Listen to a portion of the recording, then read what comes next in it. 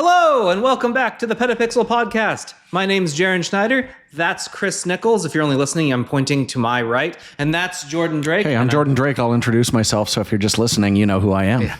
Okay, sure. I do not exist. We're all in the same room, which is a rarity, but sometimes when we do stuff like travel for Samsung Galaxy Unpacked, we do stuff like this. So here we are, all together, doing that. I'm going to hand it off to Jordan, who likes to start things. Well, as usual, like if you're just a listener who might be wondering who Chris is because he wasn't verbally introduced, you might want to know more about us, right, guys? Yes, I exist. So I like to kick things off with something that'll just let people know us all a little better. And guys, I'm wondering, if you were a microphone, what kind of microphone would you be? Oh my God. Well, certainly not a boom mic. I'm a lav. Gotta get Chris is like, this is the dumbest question. This is probably maybe your dumbest question you've ever asked. Yeah, I'm a lavalier. Baby, I'm a shotgun mic. No, I'm a shotgun mic because I love shotguns. So yeah, I tend to explode in a large arc and cover lots of area. So I'm a shotgun microphone. Okay, fine, I'm a boom mic.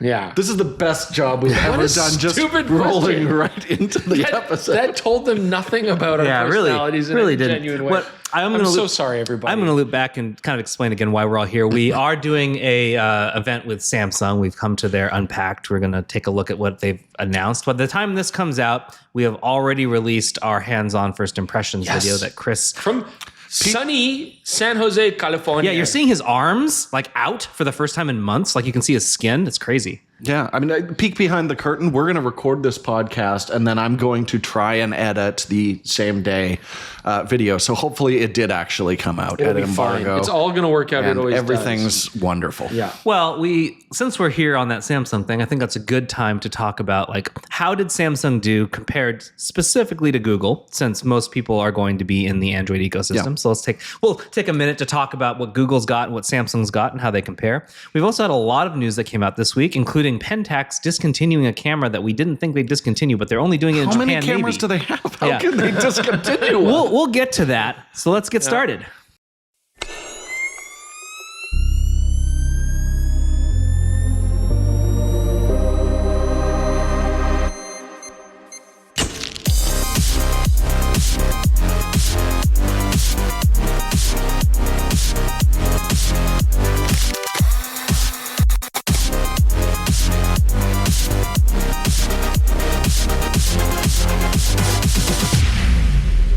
Okay, so we're back, and our podcast is made possible by our sponsors, which we very much appreciate. And I want to talk about Excire software. Now, Jordan, in our job, we're shooting a lot of photos all the time. Well, you more than me. Yeah, okay, but smartphone pictures. I fill in the cracks. Many different cameras, right? Many different lenses. And it is an organizational nightmare. Absolutely.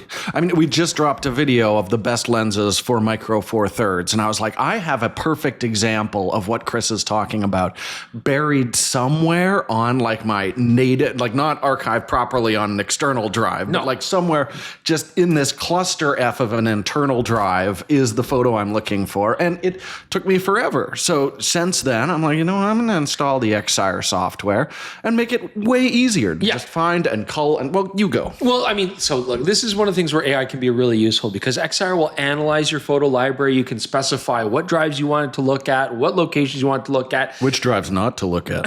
which photos not to look at. And it will tag, it'll add keyword tags to a lot of your photos and make it so easy to then organize it. And so what's really cool is you can do it in a very easy way. I could just use their prompt search tool, which is super simple. Type in what I want to find. And you can put in things like a specific person for sure by feature, by facial feature, by hair color, but also it can actually remember particular faces. Yeah, you can tag a person and be like, hey, this is my friend Chris. Go find me other pictures of Chris. Or I want to see no pictures of Chris. You can also get very specific. I mean, you can ask it for things like, please find all the photos that have to do with vacation in general, or you can make it vacations to a specific country like Italy or vacations in a certain certain time or day or a certain location as well. But also you can give it very like abstract concepts, like just find me photos that remind you of love, or find me photos that remind you of relaxation, and it will actually bring up those photos. Relaxing at the beach. You can combine the two, have a very specific look at both of those. Yeah. So there is a specific standalone program called Excire Foto, with an F, of course, 2025. Just a standalone program that can do all this cataloging for you. But you also might find it really nice to use Excire Search 2024, which is a Lightroom plugin, which would be very handy to then go through your catalogs, organize everything, and bring it up. Like you're a Lightroom dude. I'm a Capture One dude. So either way, we can still go through all of our photos and have them organized. But it's just interesting how much different criteria you can use to find your stuff. I mean, we're talking about keywords, we're talking about, using AI prompts, but you can also use this to cull photos. It can find photos that maybe aren't completely in focus or, aren't properly exposed. I mean, you can cull that way, which is also really handy. GPS search locations and things like that. Photos that are just similar to themselves, like, have similarities across different photos. Very, very nice stuff to use. So, saves you time. Super accessible, helps you feel like you're in control or not honestly getting out of control of the massive catalogs that you might build up. Well, the other thing too is like, when there's generative AI, that can be a bit of a sticky quandary for photographers, but AI where it's not generative, where it's just making your life easier, that's the stuff I'm totally willing to get And that's behind. actually a good point too, because if you're concerned about your privacy, yes, Excire actually runs locally on your computer. So there's no going up to a cloud. You're not going to worry about other people having access to your imagery, nothing like that. And don't take our word for it. I mean, you should definitely try the 14-day free trial. Try it for yourself. See if it works for you. Available for both Mac and Windows. But you get a special 15% discount off if you use the code PetaPixel when you order Excire. Yeah, there's a link for that in the description below. So thank you so much to Excire for sponsoring, and check out their software to make your life a little easier. All right, on to our first news story. Yeah. All right. Well, we'll get right into it then. First thing that came up in the news last week is that a very, very rare Nikon lens appeared. How rare, Jaron? There's only one of them. Oh, that's the rarest of the rare. It doesn't get rarer than that. That's It's a one-of-a-kind 14.3 millimeter f4 fisheye. You could buy it today. Can we put that on the PetaPixel budget? Well, it's $250,000. Yeah, we can afford that, right? So, if you don't pay us No. for a long time. So it's not designed to be used originally on full frame 35 millimeter, but you can adapt it. It was originally designed for using in a quote futuristic film and theater viewing with 360 degree screens by Disney, and it was custom made by Nikon to cover IMAX 360 degree film cameras at 70 millimeter film. We had to do the math and translate it as to what that would be if you were to try and take this and put it on 35 millimeter full frame, and it goes down to f2.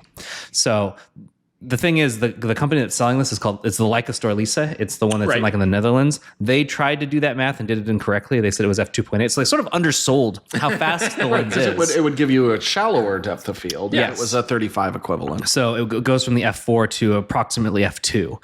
And this thing is humongous. Humongous, yes. It's very similar to that lens we saw at the Nikon Museum. They have one of those rarer ones. Is it the 6 millimeter? Yeah, the classic sort of 35 mil full frame. Yeah. Which are rare, but not. I believe it was a 7 millimeter, but it's a very recognizable kind of giant dome. This looks pretty like a similar. mushroom. Looks like a They look like they basically took that idea and made it bigger. I just don't know. There's obviously not much practical application for this lens anymore. So it would really be up to somebody who wants to add it to their collection. Yeah, that's the only purpose for it, and that's a really cool thing. Say I have it. Yeah. Well, it's been for sale since we wrote this story on the 16th, and it is, as we're recording this, the 21st. It is still available. There you go. Demand one of is- our viewers will buy it. We'll see. Our well-heeled listeners and viewers can scoop this sucker up. What I Then do you can find adapt it to your smartphone somehow. What I do find funny is that it's $250,000 or best offer. Who knows what the or best offer that they're willing to accept is? But it's also the shipping isn't included in that. It's an extra $100 for the shipping. So Not bad. $100 is pretty reasonable, actually. I'm just thinking, why didn't they just build that in? Right. I assume that the delivery person that sends it to your door just drop kicks it right onto the porch or something like that. It's probably you catch it on your Ring camera, and then it's $105 for them to stop the truck and deliver it. For $100, and then you make a video of it, and it goes viral, and you get that money back like that. That's how the world works nowadays. I don't think that's true. Okay. Well, That's kind of how the world works nowadays. if you're interested in that lens, go ahead and check it out. Link in the description below. The next thing that I hinted Get a to, PetaPixel membership if you can afford that lens, please. the love of God. $30 a year. Yes. What I hinted to in the beginning of the episode was that Pentax discontinued a camera in Japan. It's kind of weird because we did ask them if they discontinued in the United States, and they said no, but I don't understand the logic here. Maybe they still have some of them, but Pentax has discontinued the K3 III, the DSLR in Their Japan. most modern camera. Yeah. Yes. This is such a strange discontinuing, in my opinion. Well, it's probably not selling. I don't know. Or are they going to replace it? I mean, the monochrome is still technically going, the K3 III monochrome. The cult of K3 III is very strong. People love their evil demon god of K3 III. And I think...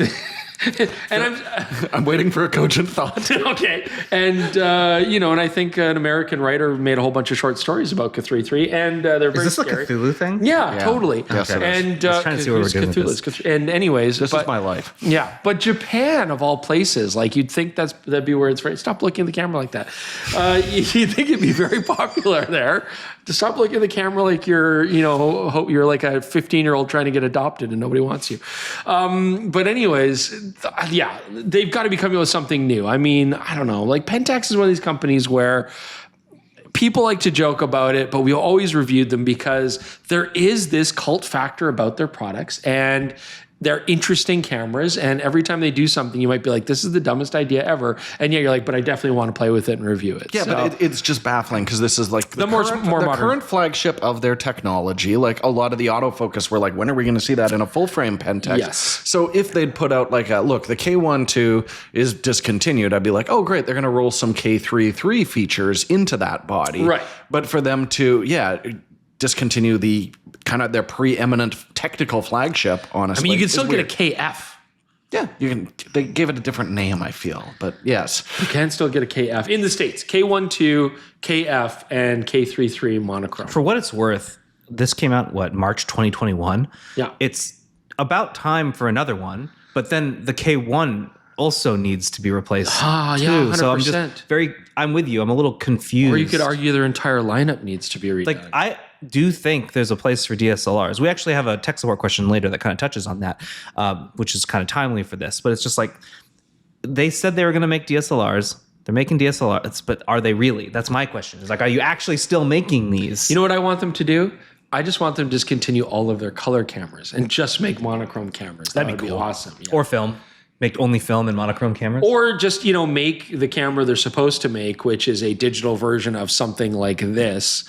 Like, anyway, I'm tired of saying it. I'm tired. You know what? I'm never going to say it again. I'm tired of saying it. He was pointing to my Nikon For the FTN. viewers that are listening, I'm pointing to a Well, they're Nikon not viewers; they're listeners. The viewers who cannot see but can only hear, they. What I'll say to put a bow on this is it's just kind of weird.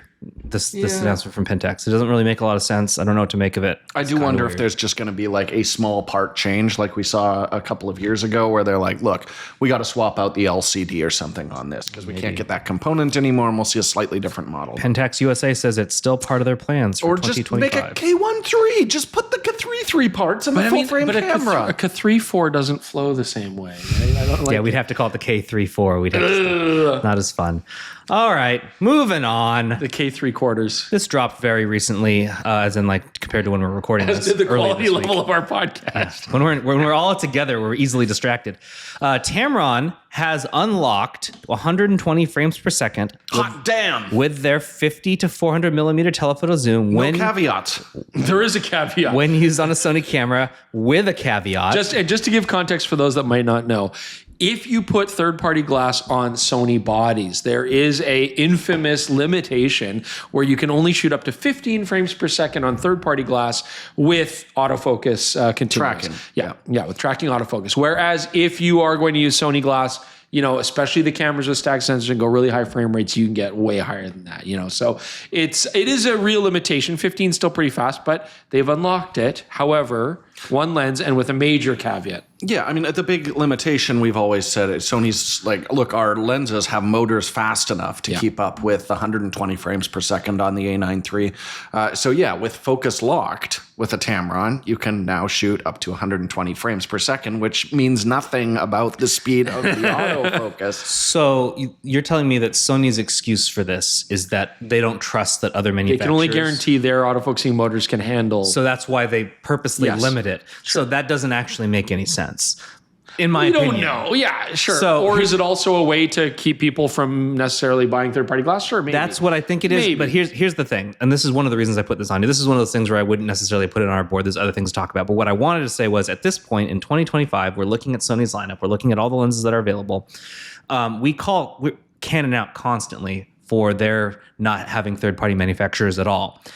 This, to me, feels the same. This feels petty. Yep. Because Sony already stands on this idea of making the best optics possible for that format. Right. It is unquestionably the best on the most items. They're not always the best, but they're usually the best. Yeah, you pay a premium. They're more expensive. Yes. Right. That should be all you need. If all you want is the absolute best, you go Sony. If you want to cheap out a little bit, you can go with somebody else. But to make something perform worse on your platform makes it look like you don't actually trust yourself. Sure. That you don't actually trust that that's enough for someone to buy your lenses, and that feels weak. Yeah, I mean, if it's up to us to, when we review a new lens that comes out and say like, look, we tried this thing shooting 30 frames per second on an A1, the motor is, it's not able to keep up with that. That's fine. Maybe this is a good first step. Right? If they're finding ways to unlock it or get around it. Yeah, but it's still. I know, no tracking autofocus. Yeah, what's the point? What's the point?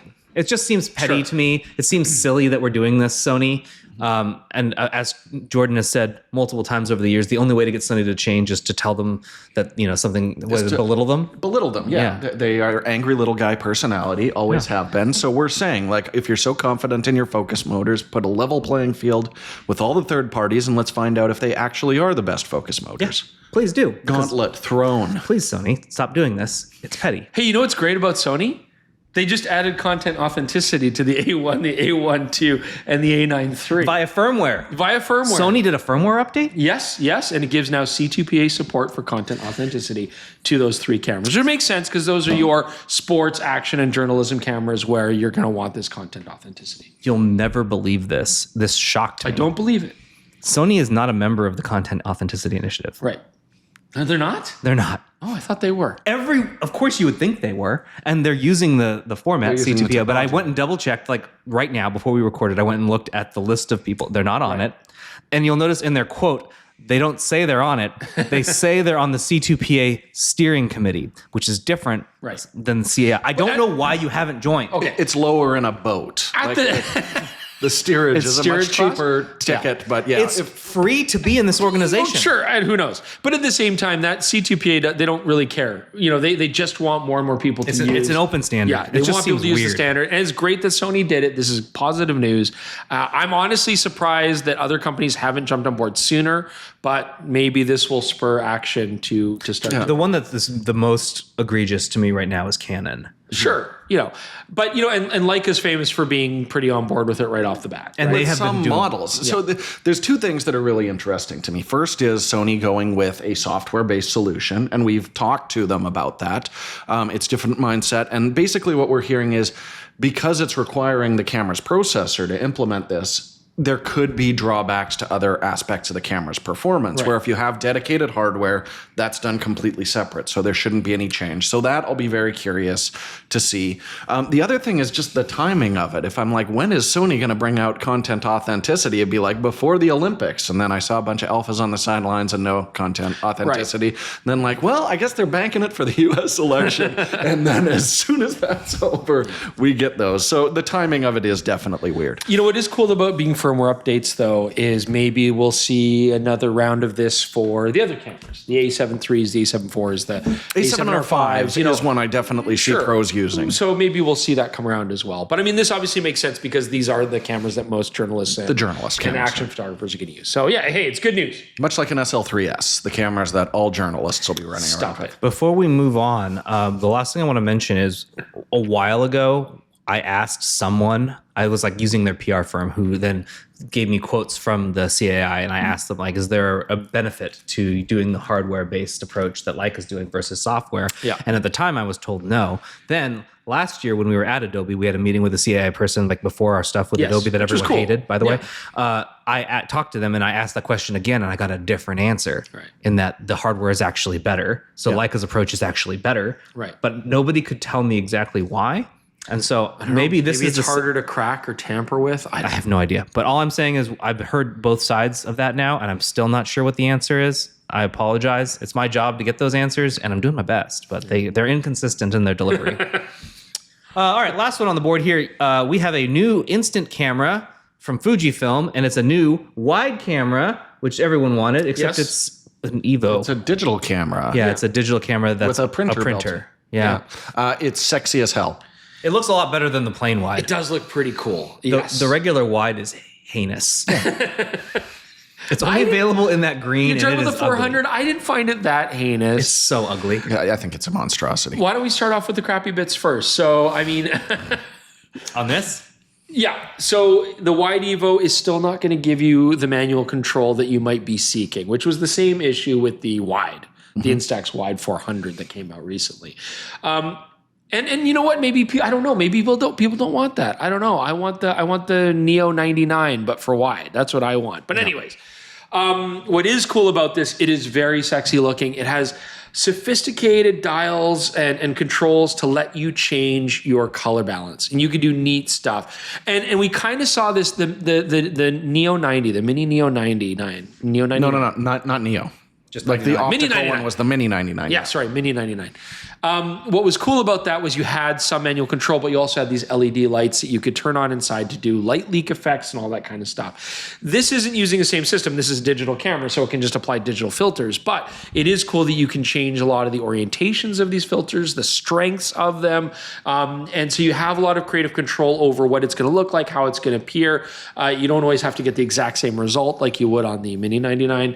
But yeah, it's cool. It's very, very cool. And it makes sense. And of course, like any digital camera, you can preview the shot before you print, which will save you film and let you experiment more freely without blowing money. Yeah, I mean, the interesting thing too is it's an ultra wide lens, like you might expect, just like a 28 mil or something like that. So what they're doing here is they're giving you an ultra wide 16 megapixel camera, and then the ability to crop if you want a more normal field of view. So, if you're doing like your selfies or something like that, nice ultra wide for it. And 5 megapixels. 5 megapixels. Yeah, 5 megapixels is still fine to print out a little Instax wide print for sure. Yeah. Just for anyone listening wondering why we didn't have like a video of that, or are we going to review it? It's been very busy. This is a pretty crammed period of time here. Obviously, they're not in Calgary. So yes, a review is coming. It'll probably be in March. We're just very, very full for the next little while here. This one dropped kind of unexpectedly. I think we heard about it within like a week of it coming out. Less than a week before launch time. So eventually we'll get to it. But for now, I've held it. Yeah, we have one in our possession, but that's all we can say about it for now. Okay, that was the week in news. Let's talk a little bit about Samsung's new Galaxy S25 Ultra. Because that's why we're here in San Jose. That's why we're here. And I want to ask you guys, knowing what's new about the S25 Ultra, having not shot with it yet, that will be in the review to come. We had limited time with it. Do you think Samsung has done a good enough job separating itself from Google? Because last year, I would argue they did not. Yes. Because within weeks of the announcement of the new phone, all of those features came to Google devices. Yeah. So everything that made that smartphone unique was gone. And then Google announced a new Pixel, which was actually pretty good. Yeah. So yeah, I guess to give the timeline, we have to say, like, playing with the S24, what was very apparent to me was a couple things.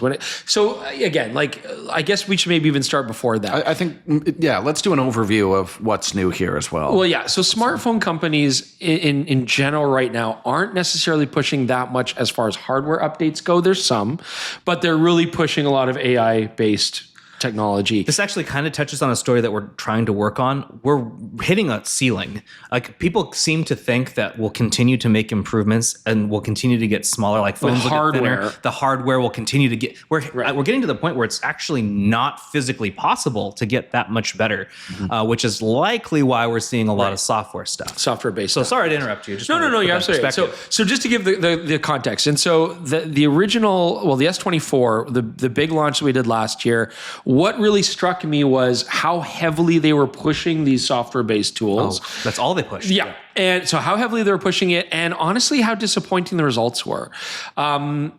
It was this situation where effects were very strange. You get strange cutouts, you get bad filling of the background, shadows would not move when the subject moved, and then also a lot of it required cloud-based connectivity, which was very slow, like really. So not arduous. only did it take a long time, it was super inconvenient. Yeah. And then you'd get your results and most of these are useless. And you're like, that took like a minute and a half to wait for this to happen, and I have to do it again or generate something different. So yeah, it was pretty wild. And so I would argue that the Pixel, the process wasn't that much nicer to use, but the results were better a little bit, right? Yeah, and it was faster. It was faster. The quality was definitely better. And so now coming to the S25, and the Ultra is really what we're going to focus on.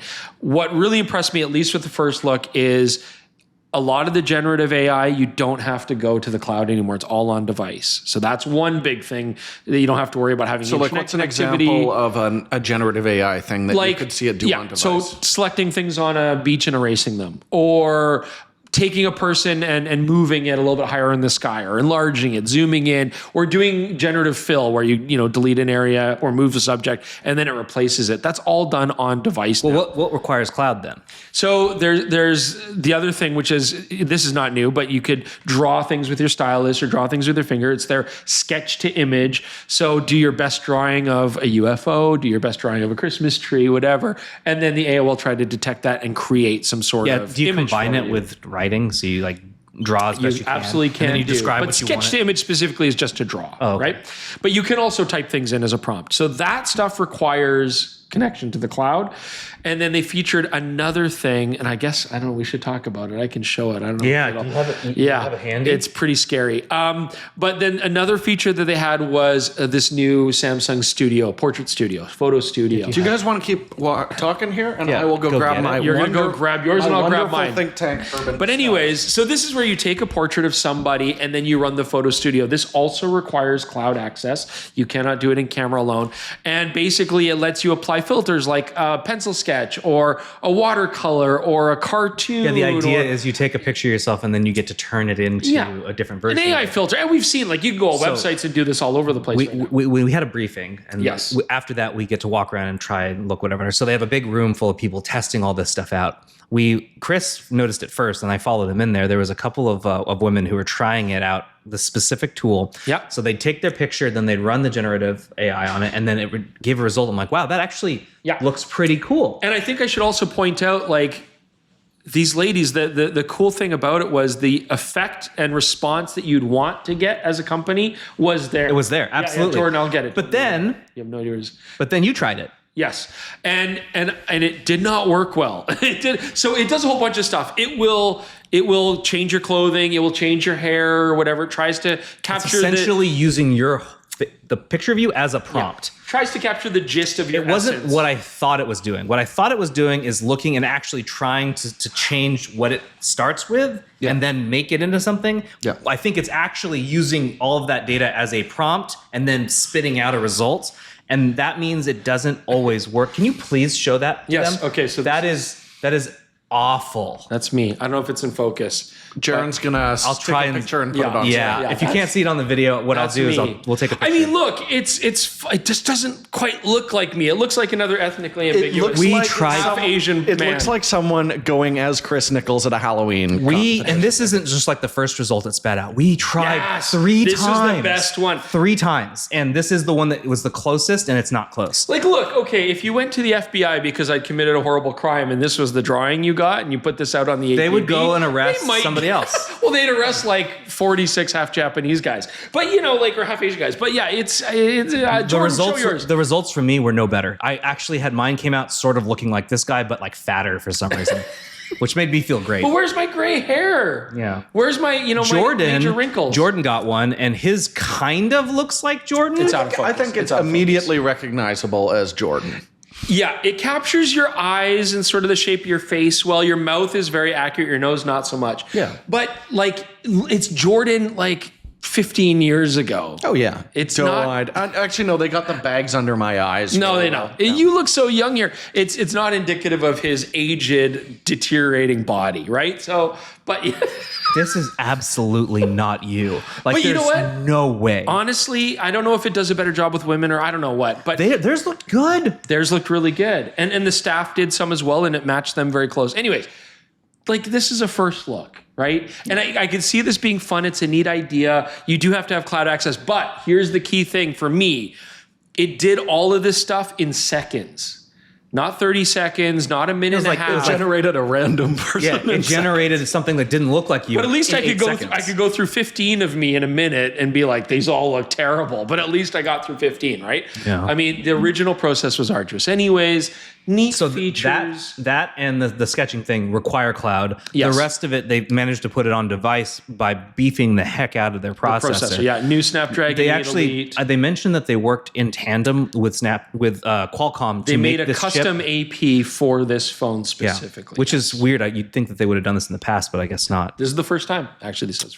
So yeah. Anyway, all of that aside.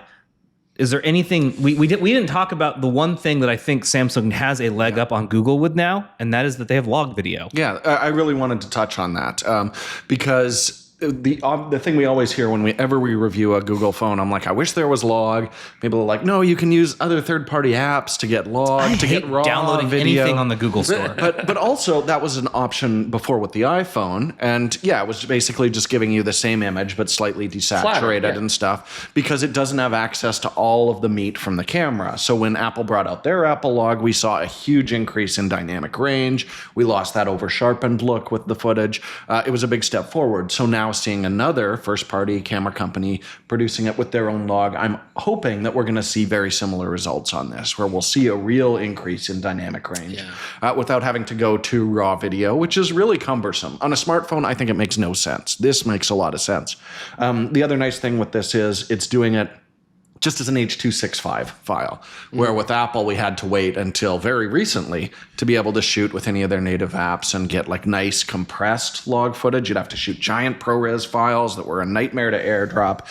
Here, by default, it's using those nice smaller And files. you also get up to 8K on 3 of the cameras, 4K on all 4 cameras, and all frame rates on all cameras in log. Yeah, no restrictions at launch so far. Which is cool. They also say that they have a LUT, but no one could tell me how I was going to get that LUT. Will we get the LUT before this product launches? Who knows? Probably not, but they say they have one. They made one specifically. And also, to be honest, we don't really like Apple's LUT. So no, I always hand grade the Apple. Samsung's, I anticipate doing the exact same thing. It's very likely not to be great either. So the other cool thing, honestly, the most exciting stuff I thought was in video, because they're also doing noise reduction using AI, which we all know is incredibly effective at noise reduction. They're using it a lot to like remaster old movies and stuff like that because it works very well with menial tasks. But we saw something similar with Google a few months ago, but you'd have to send it up to the cloud. And honestly, when I was like under embargo trying to get it, and I'm like, I still haven't got my footage back from the cloud. I don't know if it's going to.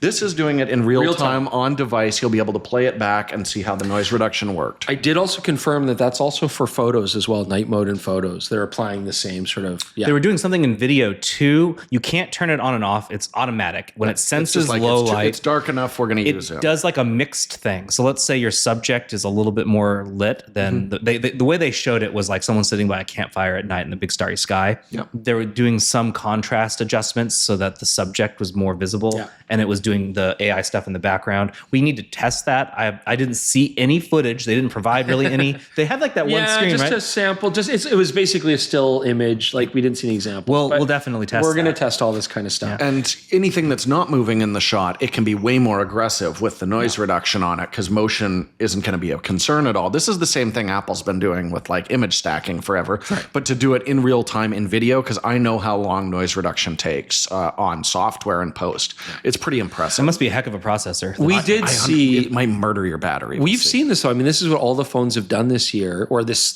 cycle, I should say, because it wasn't this year. Is they've all updated the processing engines, right? They like have to. They have to, yeah.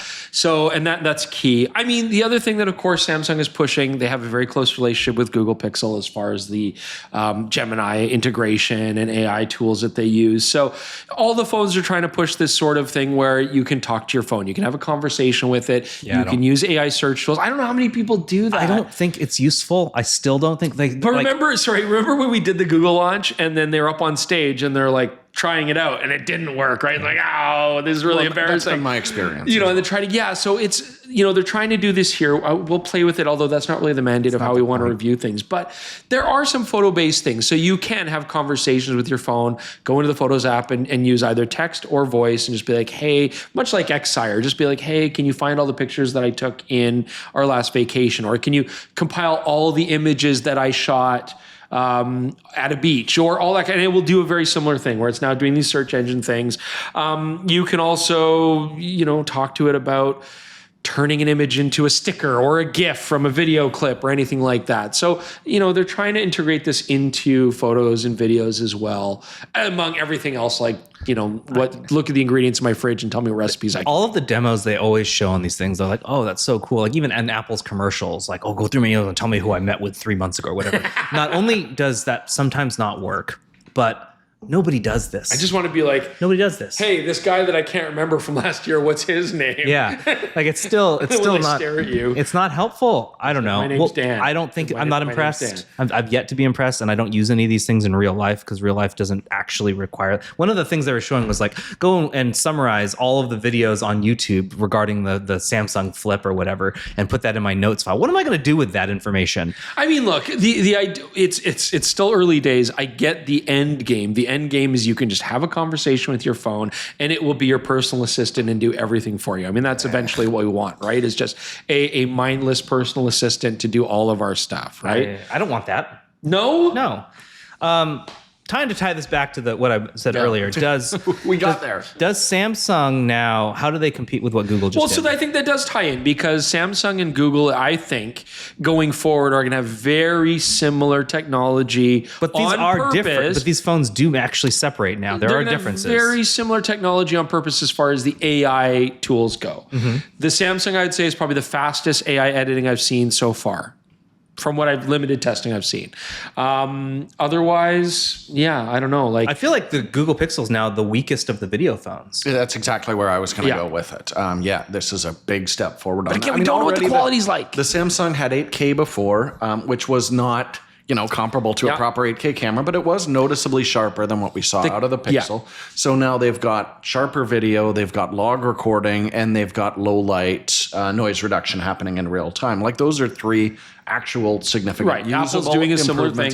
Photo, I'm much more curious. We'll see. Honestly. Well, so camera technology hasn't really changed between this and last year's Ultra as far camera. As they'll tell us. As far as they'll tell us. We'll never get a complete spec list. I thought they were going to go back to a 10 times telephoto maybe because a lot of people made us think about that. They did not. Still the 5 times telephoto, the 50 megapixel 5 times.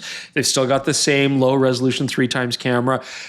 They still got the same 200 megapixel main camera, which will not give you anywhere close to what 200 megapixels actually give you. But the new camera is the ultra wide. They've changed the ultra wide, slightly updated from 48 megapixels to a 50 megapixel quad Bayer. We're going to find out and test what is it, faster, larger sensor. Yeah, the oddest thing is, not to tell us, it's a faster aperture or it's like the only reason to change pushing the better sensor. macro. They're pushing better macro. Yeah, but the only reason to change, that's an optics thing, right? The only reason to change the sensor from a 48 to a 50 is it's because the quad Bayer 2 megapixels is really going to change everything. No, there's got to be some other reason. So it's got to be bigger. It's got to read out faster. Hopefully, and we are not getting an answer so far. So we'll see. But again, early days. We just attended the early briefing. So we have on the schedule coming up in March. Last year you did one. We're going to do it again this year. The comparison of the best smartphones for photography and videography that you can get.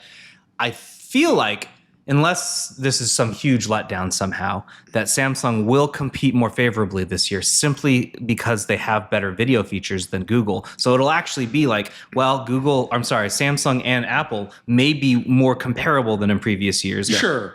But you know what? Like one thing that really kind of set it off for me. So Samsung, they've advertised this is the first time we've had a digital aperture control, right? So you they added that too. You can go into Expert RAW, you can set your aperture, right? But this is something Apple phones already do and stuff. And so, it does feel a lot like a catch-up game. It's not, I don't feel like the Samsung Ultra went above and beyond anybody else. I think they're really just kind of like, what did Apple do? Let's do something similar. And I know that's reductive to say to them, but that's kind of how I felt. That's the impression I was getting out of it. We'll see what the experience is like shooting and stuff like that. My wife actually still prefers the look of Samsung images to this day. Yeah, you've said that. Yeah. Just like photos, right? Just the overall tone, feel, whatever. Yeah. They're pretty punchy. So there is one other thing, like the presentation that they gave us was 24 minutes of AI features. And then they're like, we have to talk about the hardware 4 minutes and the of cameras. Yeah, they flew past the cameras. So last year when they did this, again, same thing. Presentation was all about AI. Once we actually got it in our hands, we were like, oh, this portrait mode is dramatically improved. Yeah. This is the best Android portrait mode right now. Didn't mention a thing about it in the presentation. So I'm very curious, once we get the phone on and actually start taking pictures, like this is where we have to do our jobs. Yeah, that's why you watch our show. There's an entire feature they didn't mention, the best face or whatever, because they did the Google thing where you can take a group picture and you can combine the best faces I see from all the people. It's catch up. It's just catch up. Yeah, but they didn't even mention that they had it. Barely. It is very strange that they didn't actually tell us everything about photo. Yeah. Just knowing that photos are things people care about on these devices, it was odd how quickly they breezed past it. I think, and you know what? That's not a Samsung. That's in every smartphone company that we've been to, right? Why? Don't they know? Because I think they just feel like most users aren't necessarily interested in that. They just want to get a nice result, right? And they don't want to have complications on whatever. But yeah, there are people who want to use these photographically and videographically. So that's why you have us to kind of help give you that information. But we're going to have to test it out. Having a new processor is a big deal. And it does, as Jordan pointed out, have ramifications for image quality improvement. Yeah, you'd think it'd get better. So we'll have to see. So we're going to test all that. We got a lot of work to do in the next few days. So. Yeah. So we'll be still in California for the next few days doing that. Exactly. I guess Say hi if you see us. Yeah. If you spot us. If you have anything you'd specifically like them to take a look at that you don't think that they are necessarily will do without, unless you tell them to, we might still say no. Put it in the comments. We'll be checking those as we're doing the review this week. With that. Oh, and don't forget what every smartphone company is pushing lately: ray tracing. Ray tracing this. Ray tracing. Oh, they said ray tracing. The gaming. Yeah. I sort of tuned out in the beginning. I was not awake yet. This phone will trace some rays like nobody's business. And if you want me to download a app to shoot raw video and review that, it's not going to happen. Sorry. I am just sort of glad, and I'm really hopeful that Samsung's video, the leap in performance, like how good it is just as noticeable for them as it was for Apple. Because Apple has been just like this stranglehold on, if you want to shoot video on a mobile phone, that's the only good option. Yeah. And I'm hoping that Samsung has kind of closed that gap, because competition good. Yep. And that's where I stand on that. And with that, what have you been up to? I will start because I put this stuff out on the table for anyone paying attention. Chris brought me so much film from Canada, and I'm very excited because there are 5 rolls of Fujifilm Velvia over there. And you can't find that here. Can we compare the weight of Velvia film to gold and see if it is actually worth as much wine. as like a brick? Jaron will sell you each of these rolls for $150, he said. That was his rate. If per roll. Bouillon. That's the word I was looking for. Yeah. Anyway, I'm going to shoot these unless someone buys them off me, I guess. But I'm going to shoot these over the next few months, because I'm working on a few projects in different locales. I'm going to travel quite a bit with this camera, my dad's camera, as well as the Bessa you made me buy. Yes. I didn't realize what kind of monster I was creating. Oh man, I have so much film Dr. now. Frankenstein does, right? You just you don't ask whether you could, or you ask whether if you could, but you don't ask whether you should. Yeah. And maybe I shouldn't have. Maybe I shouldn't have. So if you can't find Velvia, it's Jaren's fault. 5 rolls feels like I didn't get enough. Why didn't Dude, that was all the film. I cleaned out the camera store crazy of their that they E6. only had 5. And everybody looked at me sad, like, "Oh, you're taking those? Like, Yeah. Why would you do that to us, you monster?" Well, Hang on. Adding it to the list. December is going to come fast, boys. this is a legitimate monster because I did buy all of it for myself. What have you anyways. guys been up to? I transported a whole bunch of film through the airport to bring to Jaren Schneider. Not much. This last week has been a blur. I don't know. You don't know what you've been doing? Nothing exciting. Writing articles, shooting videos.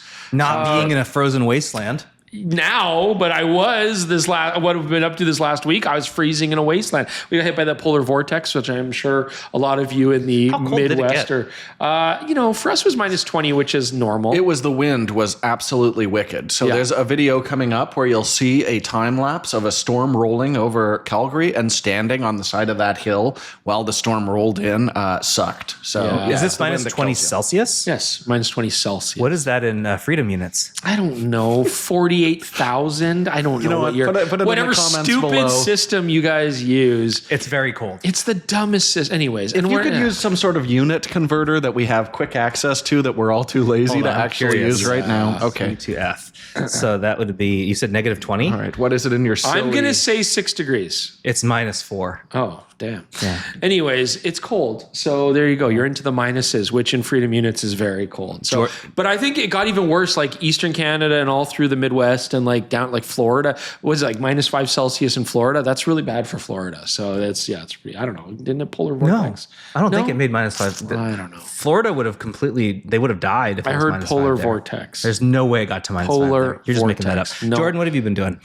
So it's finally happening because I haven't gotten out to a movie theater in a while, but all of the awards contenders are starting to trickle onto streaming. yeah. So I get to actually take part in a conversation that ended, 3 months ago if you live in an urban hub and don't have children where you've already seen all of these movies. But I did check out Anora. I saw the new Anora Sean as well. Baker. I love the Florida Project, so it was cool to see another film from him, which I really alright. liked. I'm going to give it a solid 8.5 out of 10. Whoa, that's high. No Florida Project. That's high. It's a modern 7.5. It's a little more realistic Pretty Woman, and it's got a fun slapsticky kind of middle and some and darkness. then a very dark, and then a very serious, message at the end. That's the same as his fine. last movie. I really dug it. But the thing that's bugging me right now is we are down the street from a Cinema Classico, it's called, that's playing The Santana Row. Brutalist on film. So I'm like, should I just duck out tonight once I finish but it's like 4 hours long. That's basically 5 hours out of the schedule that you do not have. Even better, you get to edit Can I just a release cinematic masterpiece, which is terrible- our launch video for Can the I make a Samsung. terrible launch video and see The Brutalist? Is that a good compromise? All right. That's what I've been up to. Well, we're going to go ahead and just get on to some tech support. Nora was Yeah, fine. I'm just gonna keep this car moving. Good movie. The first one is an email. Why are we doing this podcast from the car? It doesn't matter. We don't have anywhere to go. Ugh. All right. This is a email from Gordon. Oh, Hello, Jaron. Jordan. Gordon Lang. No, different Gordon. Oh. He's from Gordon from Santa Fe, New New Mexico. Gordon yeah. Drake. Gordon Drake. did you know it hit minus 46 in Santa Fe? It did. He's just making stuff up now. Jordan, Jaron, and Chris, I have a question about using flash with a Fujifilm X-H2. The project I have in mind would be to photograph the landscape in broad daylight using camera settings for a slightly overall underexposure and use flash off camera to highlight a feature within the scene. I see that the Godox V1 and V1 Pro and perhaps others for Fujifilm offers high-speed sync up to 1/8,000th a second. On paper, this looks ideal, but given I know very, very little about the use of flash, I wonder if there are any limitations or fine points to using high-speed sync I ought to know about. Yep. Yeah, this is a great question, Gordon. So first off, it is a very popular look to have your subject lit a little bit brighter than the background and bring that ambient exposure down. And anytime you shoot a flash photo, or a photo, I should say, with flash involved, you always want to consider that you actually have two separate exposures you're dealing with. The flash isn't going to light the background. The ambient light in the background is going to do what it's going to do. The flash is only going to light the subject that it's going to strike in front of it. So you have to balance those two exposures. And if you balance them, they have the same lighting. There is a way to then lower the ambient exposure by doing things like raising your aperture tighter and lowering your ISO. The same things that would always do it. Shutter speed as well will drop your ambient exposure as normal. But With flashes, the trouble is there's a limitation to how fast you can go with the shutter speed. I hope that makes sense. I mean, I could use a 2,000th of a second and I could cut my ambient light down anytime I want. But when you use flash, you can no longer do that. So some flashes have high speed sync. This basically fires, rather than one flash duration, it fires a whole bunch of smaller bursts like a machine gun. As a shutter.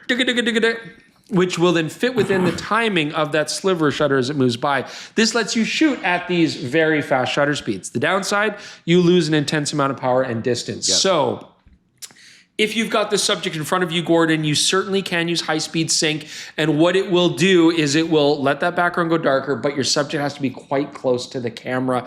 And even then, it might not properly expose it. So you're going to have to play with that. It's a trial and error situation. That's my to some degree with high-speed sync a lot of the time. It is. To some degree, it is. The other thing you could try to do is use neutral density filters. So if you put a neutral density filter on the entire exposure, drop the whole ambient exposure down, if your flash is sufficiently strong enough, it will then just overpower that neutral density filter and light up the subject in front of it. So 2 options that you can try there. Try high speed sync, but in practical terms, usually your subject has to be within like 4 or 5 feet. 7 feet or 8 feet is like max. It would be really hard to do a big wide scene. It'd be almost because your flashes impossible, would be in the shot. Yeah. So consider that. Your subject has to be fairly close. Try the neutral density thing. See if that works. Buy an A9 III. Once you do this, you'll start to see why there are some photographers that are really upset that modern cameras refuse, for the most part, to go over a sync of 1/200. Yeah. Sometimes you'll get lucky and get 1/250, but like a while ago, like way back in like the 2000s, you were getting much higher than that. And then with medium format leaf shutters, you can get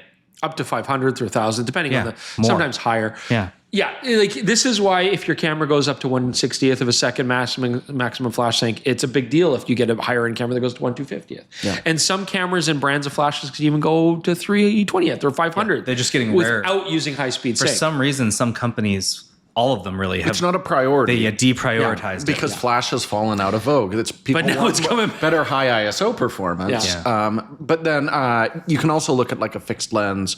You know, if you're in the Fuji system or something like that, grab an X100 series camera and you get a sweet thousandth of a second sync. Yeah, he does have a Fujifilm, but not that one. The only other option, Gordon, is you can choose to shoot your photos at a time of day or a situation where the ambient light is less, right? Yeah, because then you don't have to underexpose it. But there's a really cool effect where you light a subject where they're stark and then you've got like a brightly lit like landscape that's actually a little bit darker without doing it digitally. I feel like you've done that before. Lots of times. I think we did that in Idaho. Well, actually, no. Whenever I shoot Jordan with our Westcott studio strobes, I almost always do that. Yeah. And the studio strobes, I can stick within the flash sync speed being lower because the strobes are so much stronger. Yeah. So I can use those little flashes, like anything that's like small and compact, they tend to be much, much weaker than a monoblock. Especially if you modify them because you're losing more power. Everything you put in front of that thing cuts the light. Yeah. And the farther away it cuts the light. God, flash photography is so difficult. Why do we bother, guys? Because it's fun. Because it looks cool as hell. It's really I mean, if you practice a little bit, it's not that hard. And but so few photographers do it now. It really sets you apart if you know how to work with it. That was our most detailed answer for a person's. You were like stoked on that one. You were like into it. All right. Next one is an email from Dan. Hi, PetaPixel team. Dan Watson? No. Are you going to do this every single time? No. Jesus. I'd like to hear your thoughts on sharing photos online in the new AI era. I've stopped posting on Instagram since none of my photos will use to train AI models. I know others who've done the same. Not well enough. With Facebook admitting in Australian court to using all public photos and NVIDIA scraping 80 years of video a day, is it just inevitable? I've tried solutions like Adobe's Content Authenticity Beta and the Overlay app. Overlay? I don't know how they want that pronounced. Overlay, but they seem to rely on mostly asking big tech companies to not use our photos, requests I fear may be ignored. You're probably right. Should I just accept that my photos of my kids could end up being used to boost a company's share price? Yes. I've started printing my photos after hearing Jaron talk about his father's prints. I hope mine may one day have half the impact on my kids that it had on you. Thank you, Dan. I appreciate that. So, well, couple of things. Jaron basically answered your couple of things. Your data, if the pictures are already on the internet, if they're public, it's over. It's gone. Those are already been. Something else that's worth noting is there are some that have said that we have already approached the end of what can be trained on. Like all the AI models have already consumed all that can be data, consumed, and that's it. There's no. They don't know what to do with. That's why they need more data. But there's no more data. So keep shooting. But they need more half Japanese people desperately. Obviously. Need the machine. No, like, dude, this dude looks half Asian. He just doesn't look like me. I mean, They have one model in their algorithm. So I would say if I were to have a kid, I probably wouldn't publish their pictures online. Personally, that's just a choice that I would make. But I'm not a very online person anyway. That's probably where it comes from. I'm not interested in sharing my life like that.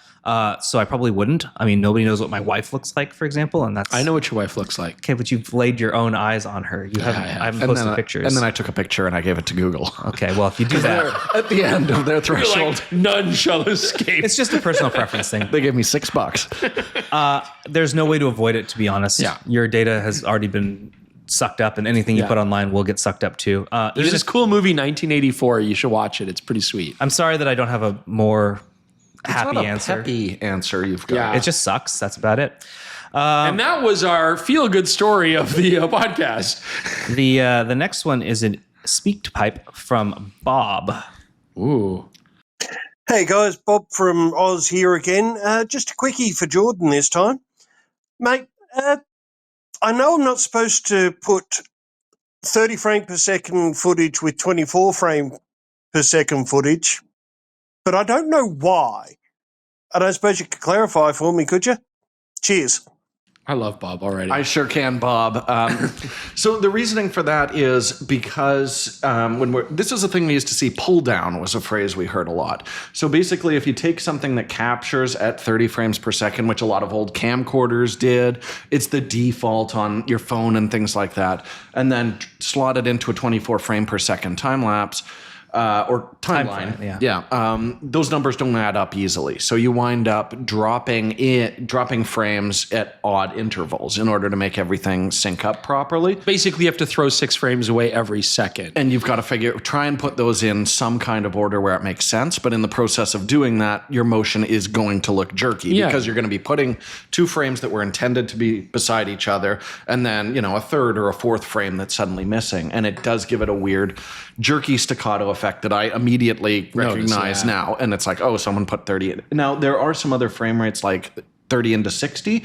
If you shoot 60 frame per second footage at a 60th of a second, it's going to look like 30p. It'll drop in absolutely no problem. Right. But 24 is kind of an outlier on those frame rates. So we're this episode, we're making a very conscious decision because when we review smartphones a lot of the time and do say slow-mo, it'll automatically conform it to 30p. Yeah. It does that by default. So I'm like, fine, this episode's in 30p, so I don't have to deal with that headache. Now, on that same topic, Jordan, if you were to shoot footage at 24 FIPS and then you put it into a 30, and then you been a while, and then you put it into a 30 FIPS timeline, for example, but you chose not to drop the frames, what would happen to it? Well, if you put it in a 30p timeline, then it is still going to try and build additional frames at irregular intervals, and it's still going to look like hot trash. Couldn't you just run that 24 FIPS footage at a different speed? It would fall out of audio sync if you did that, but And that would be bad. yeah. So That's why slow-mo, you get away with it. I thought you had a solution. No, under I'm your just trying to, Okay. get more information out of you for the viewers at home, because a lot of people are trying to mix different FIPS together, and that's a problem. That being said, most people don't notice this. Right. It does stand out to people who've been looking for this their whole lives, which is why I'm adamant about it. Yeah. If I see a documentary where it's clear they cut in some 30p footage from another source into a 24p doc, I stand up, I throw my popcorn at the screen, and my wife tells me to sit down and go back to bed. But, Did you see that? Yeah. So it's not egregious. It's not unwatchable, but it can ruin the viewing experience. So try and shoot and deliver in the same frame rate. And those separate frame rates are for fast motion or slow motion specifically. All right. Thank you, Jordan. The next one is a speak pipe from Greg Pantelides. Hi, Jaron, Chris, and Jordan. I truly appreciate how your podcast creates a space for the community to discuss both the artistic elements of photography as well as the ongoing technological innovations of our craft. And in that light, I'd like to take a moment to discuss the merits of the optical viewfinder as found in rangefinder cameras and point-and-shoot cameras like the Pentax 17.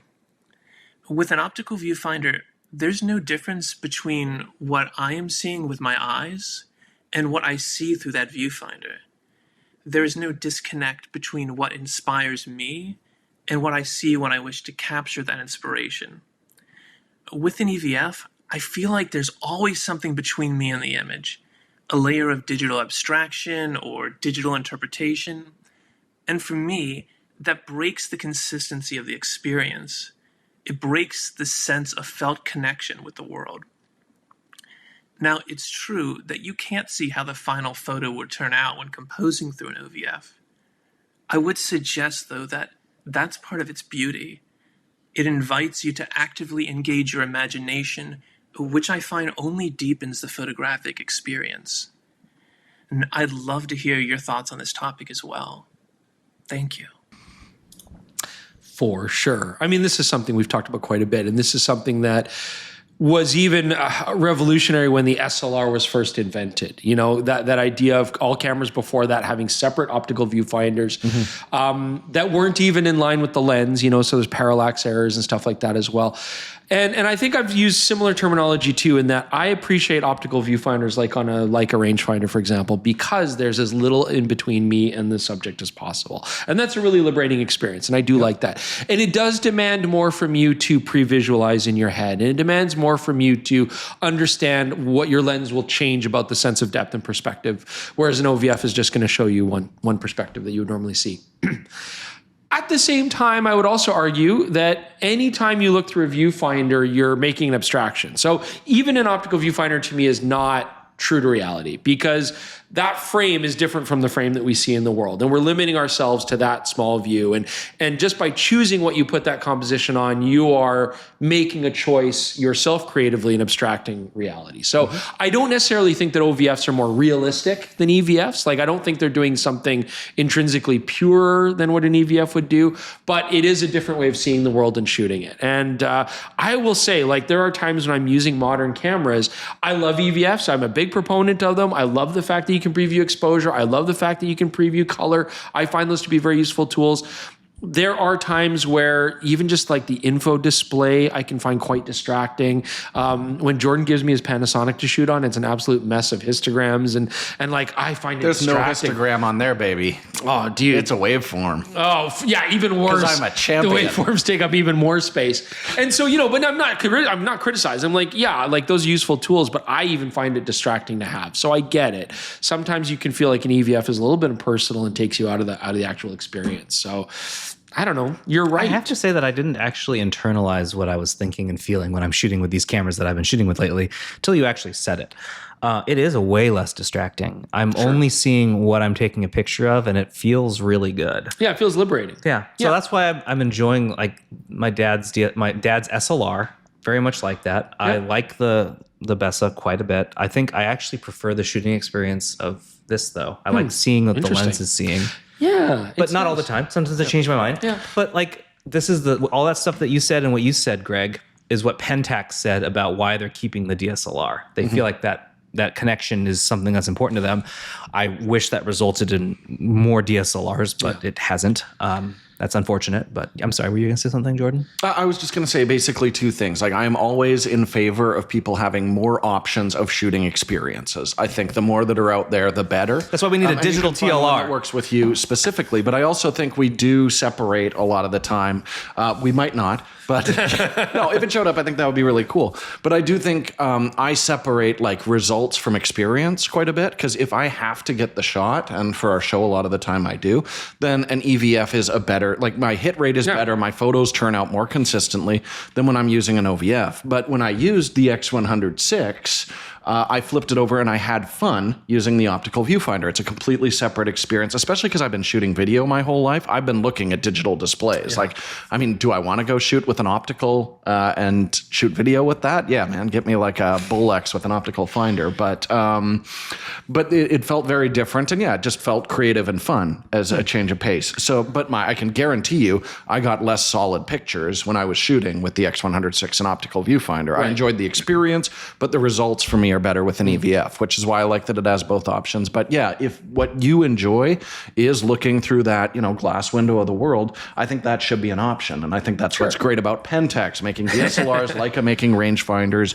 More options is better. I'm not so big on optical SLR viewfinders. I think EVFs have successfully replaced them, but for me personally, but I do feel like we harp a lot on megapixel count, or it's not megapixels. Sorry, I take that back. We harp a lot on the dot pitch, the resolution of dots.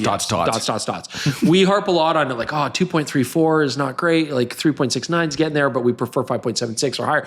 And it does make a difference. If you have an EVF with a higher resolution, it helps you feel like you're looking more at reality, even though you can have all the info and whatever. And again, I often turn the info off, but I do more and more now enjoy shooting a rangefinder because it's a different experience, and a different way of shooting. And so it's that experience that really is why you're doing it. Not that it's better or easier. In fact, it's the opposite. In a lot of cases, it's worse and harder, but it's right. But it's a different experience. And that's what you're paying. Experience versus results. That's what you're paying for $8,000 for. Yeah. So and that's part of it. And people might not understand that, and that's fine, but Greg understands it. Interesting question, Greg. That actually reminded me, I forgot to put this in, so I put it in right now. We got an email over the weekend, and you guys know because I sent it to you. This is from Bram. I always listen to the podcast, and I've heard Chris ask for a digital TLR many times. Today on my Instagram, this popped up, which it did for me as soon as I talked about it, because Instagram does listen to you and does serve you what you've talked about. Right. It popped, steal your images. Immediately had to send it to you, and it's the Choose How digital TLR. Chujo. Sure. I don't know. Chris, why are you not talking about this digital TLR? Yeah, so Jaron sends me this picture of this digital TLR, and I'm like, no, I don't want to look at it, because this, to me, it's very small. It's pocket-sized little camera. This has already been done. You told me you've already reviewed this. Kind of. So there have been digital cameras that are TLR styled. Yeah. Like Minox made one, which was very a little LCD. Yeah, and they're toys, and they've got small sensors on them and stuff. Like, look, I'll look at it for more information, but I want to have two separate lenses. Okay.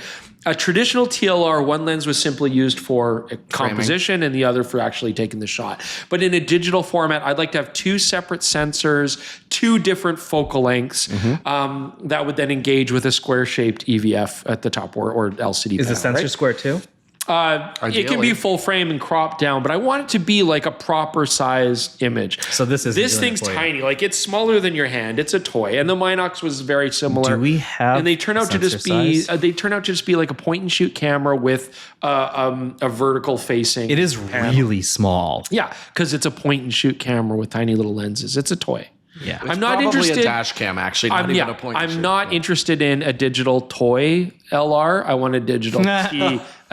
But that'll be on merch drop 3, the shirt that says that. Granted, from the photos, which never, they always lie. It looks cooler than the Minox. The Minox looked like a keychain that happened to take photos. Yeah. This thing looked like a Christmas tree ornament. It really did look like. Tell you what, this might be, but I'm not. Look, if you're not interested in it, I'm sorry to say you might just find it in the mail around Christmas every year, where I force you to do something you don't want to. So whether you wanted it or not, you're probably going to have to review it. I think a lot more people would have to watch the Bluey video to make that worth it. Yeah. What's wrong? People not watching the Bluey video still blows my mind. Moving on. We got another email from Wayne. Hello, PetaPixel Podcast. I have a question regarding sensor readout speeds. While I notionally understand why a faster readout speed is better, less rolling shutter, which is a problem when using electronic shutter and shooting video, from a photography perspective, wouldn't shooting at a lower shutter speed put a limit on how fast the sensor can be read? Would a slower sensor and a faster sensor show a noticeable difference if you're shooting at something like 1/125th or 1/250th? Or have I completely misunderstood why so many people seem to chase and laud a faster and faster sensor? Thanks, Wayne.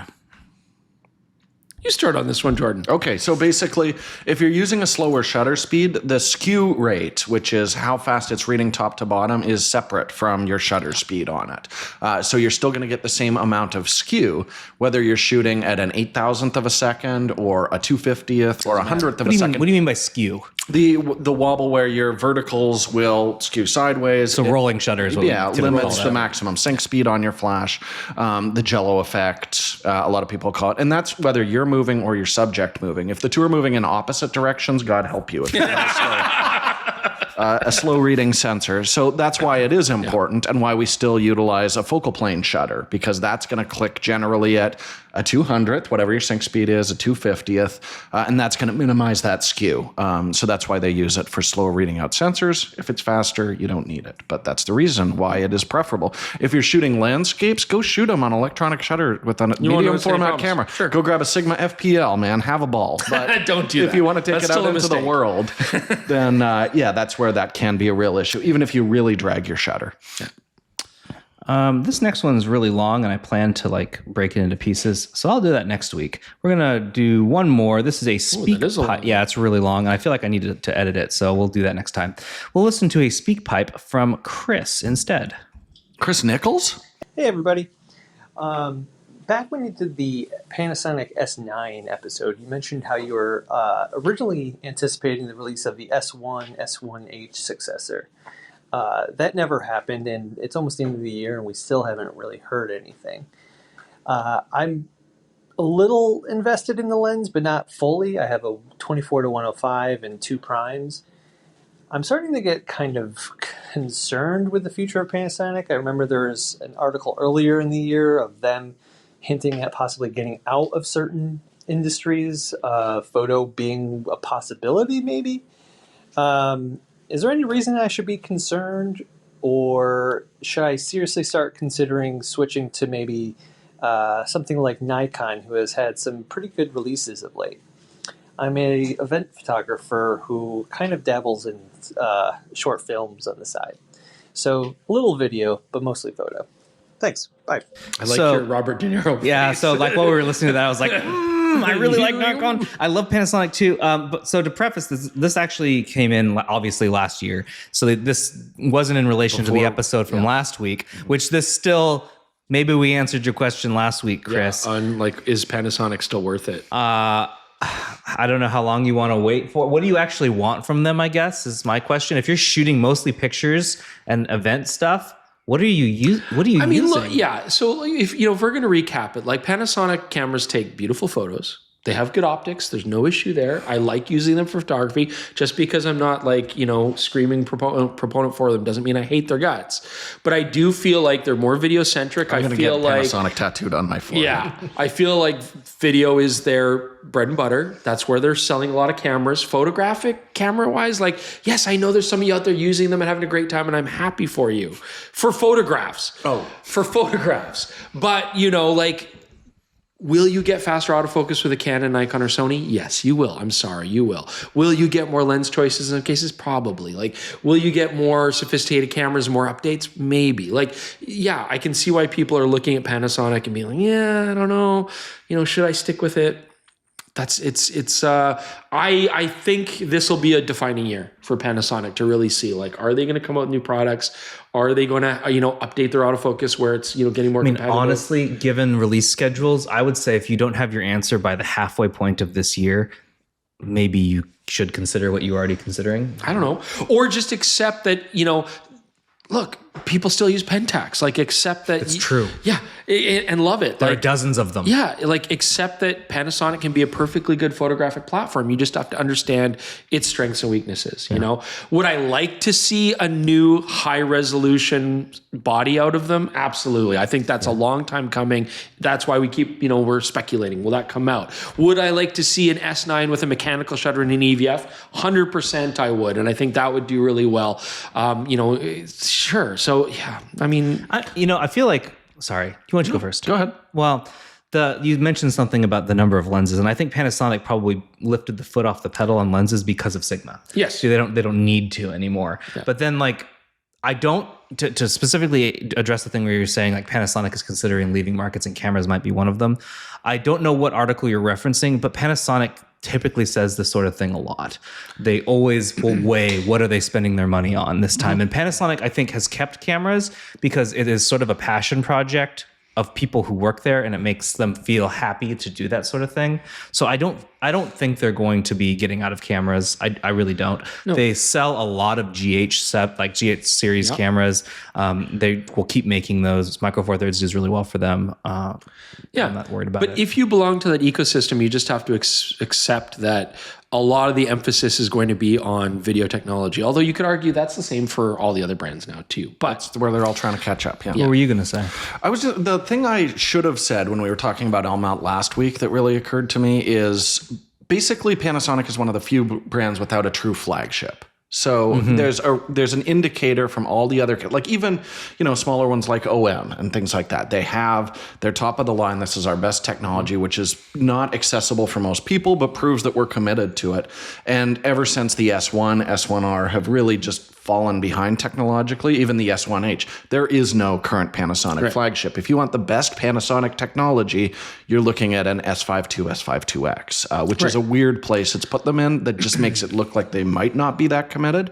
So if they have a higher end camera, even if it doesn't sell incredibly well, it's a statement. And I think it would be nice to see. I think Panasonic Lumix knows they're not going to be on the side of the Olympics. They're not going to be that camera there. So I think their flagship could mean something different to them. I think they could be like, we are the landscape photography camera. This is what it is. Super high res. That's what they have a chance to be. Absolutely. We haven't seen it. And you're right. It kind of stinks. They need that. Yeah.